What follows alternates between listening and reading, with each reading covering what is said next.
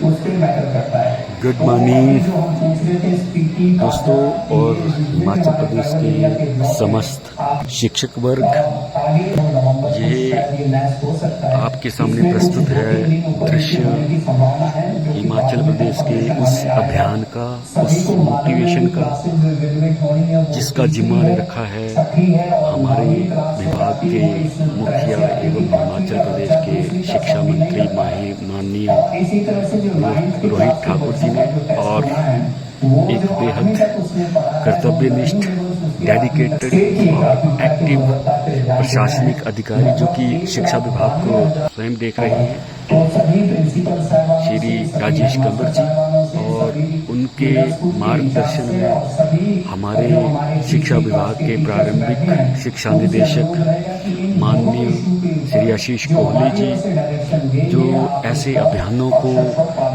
बच्चों के हित में एक बेहतरीन ढंग से संचालित कर रहे हैं। और ये इस प्रोग्राम का नाम है परख, जो कि पहले NAS नेशनल अचीवमेंट सर्वे भी इसको बोलते थे, अब इसका नाम 2024 में बदल दिया है, परख इसका नाम होगा। शिक्षा विभाग ने इस परख में अपने प्रदेश को बेहतर आंकने के लिए, बेहतर लाने के लिए कमर कस ली है। जैसे हम देख पा रहे हैं क्लास 6 में यहाँ हिमाचल प्रदेश के समस्त शिक्षकों से तकनीक के माध्यम से ऑनलाइन रूबरू हुए उपरोक्त सारे अधिकारी। तो हम इसमें EVS नहीं बदलेंगे। क्लास 9 में language, maths, social science and science रहेगा। सेकेंड का ये सिलेबस है, ये कहाँ पर किस लिस्ट पर आएगा, तो जो नेशनल करिकुलम फ्रेमवर्क है स्कूल एजुकेशन का, इसमें काफी कॉम्पिटेंसीज डिफाइन है। ये बता दें कि कॉम्पिटेंसीज के आधार पर हमें इसमें प्रदेश शिक्षा विभाग की सरकार द्वारा प्रथम ऐसी पहल है जिसमें बच्चों को इस तरह से तैयार किया जा रहा है कि बच्चे किसी भी टेस्ट में, सरकारी विभाग द्वारा किसी भी टेस्ट में वे जहाँ भी जाएंगे वो अपने आप को अग्रणी पाएंगे। ये परख टेस्ट कक्षा 3री, 6ठी और 9वीं के बच्चों की परख होगी।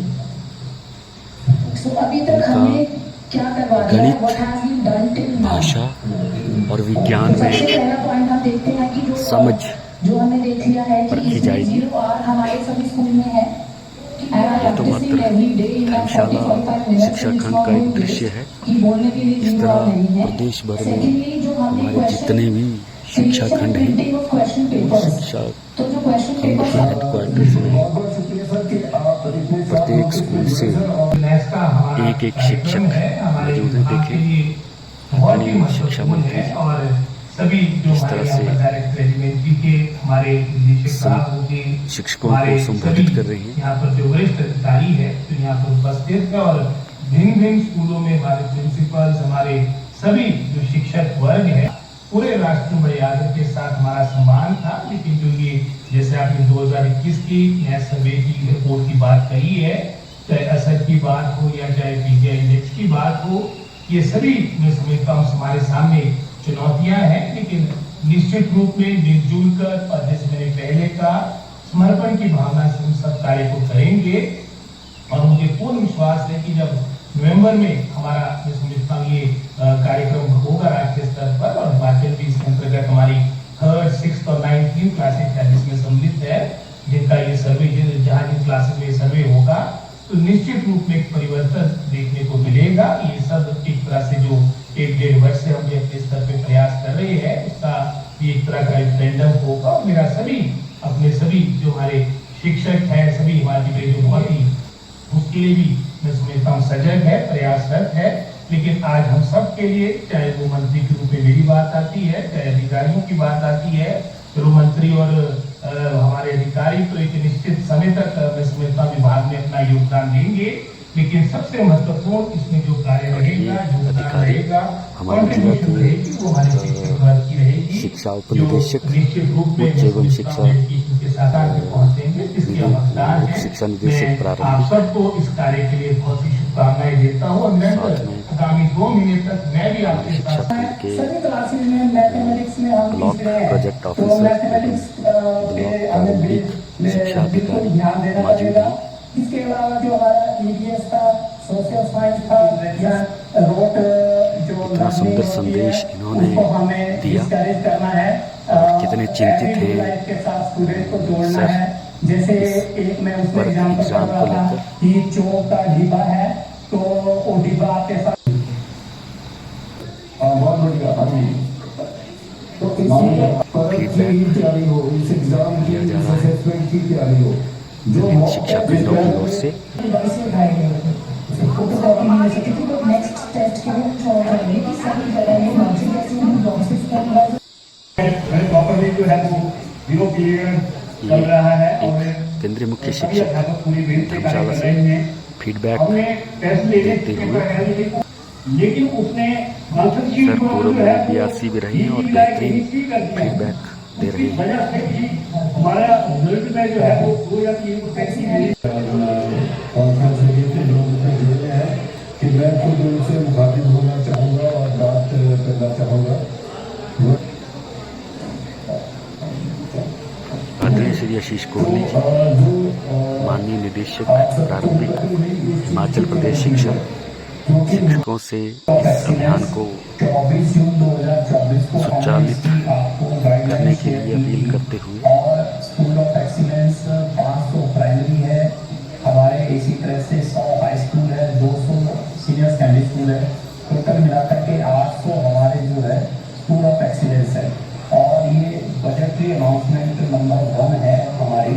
और इसमें जो 24 जून शिक्षक विभिन्न ब्लॉकों से फीडबैक देते हुए ये डिपार्टमेंट ऑफ बहुत ही अच्छा कार्यक्रम, अच्छी सोच रही, इसमें आमने सामने स्वयं अधिकारियों से शिक्षक कर्मचारियों की बातचीत थी और ये है हमारे शिक्षा विभाग के अनुभवी बेहतरीन एक आईएएस ऑफिसर और वर्तमान में हमारे शिक्षा सचिव हैं श्री राजेश शर्मा, सॉरी राजेश कंवर जी, जो स्वयं मॉनिटरिंग भी कर रहे हैं इस प्रोग्राम को, स्वयं देख भी रहे हैं। बहुत व्यस्त होने के बावजूद भी सर शिक्षकों से रूबरू हुए ऑनलाइन।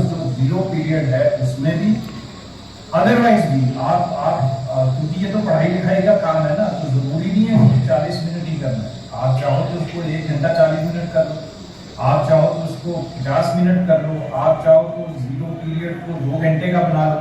तो ये तो एकेडमिक काम है, तो इसकी फ्लेक्सिबिलिटी स्कूल के पास है, क्योंकि ये जो करिकुलर वर्क जो कितना आता है एंट्री लेवल पे वो कहाँ है, इसकी वजह से हम पीछे रह जाते हैं। तो इसलिए ये पूरा प्रोसेस है कि जो अब ये NAS का टेस्ट है, नेशनल अचीवमेंट जो है, इसमें हम रियल जो असेसमेंट है बच्चों की वो दिखा पाए। अंडर अचीव करते हैं बच्चे इसमें क्योंकि प्रैक्टिस की कमी है, ये मैं बार बार आपको कह रहा हूँ।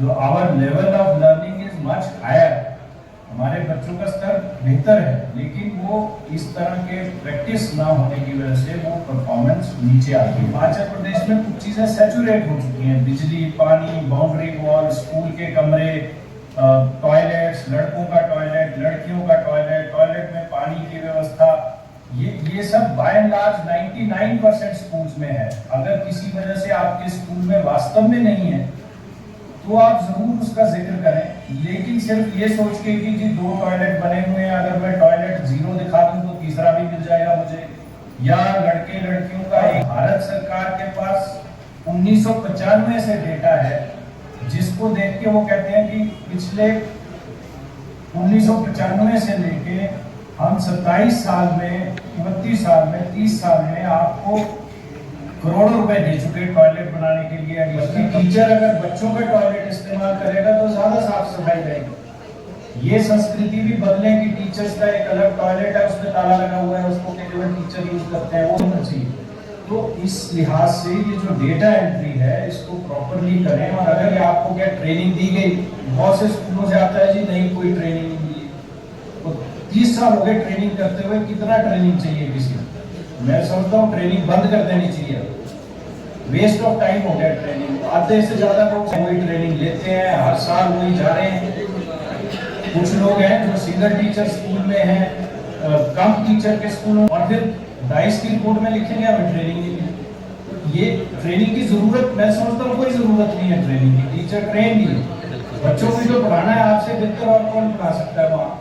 वही बात है, जिस बच्चे को सुनाई भी कम देता है उसको आप उस तरह से बिठाते हैं कि उसको सुन जाए। जिसको लिखने में दिक्कत है उससे आप लिखवाते हो, जिसको पढ़ने में दिक्कत है उससे पढ़वाते हो। तो ये सारा काम आप कर रहे हो, लेकिन रिपोर्ट में आता है कि जी स्पेशल बच्चों को कैसे डील करना है हमें नहीं बताया किसी ने।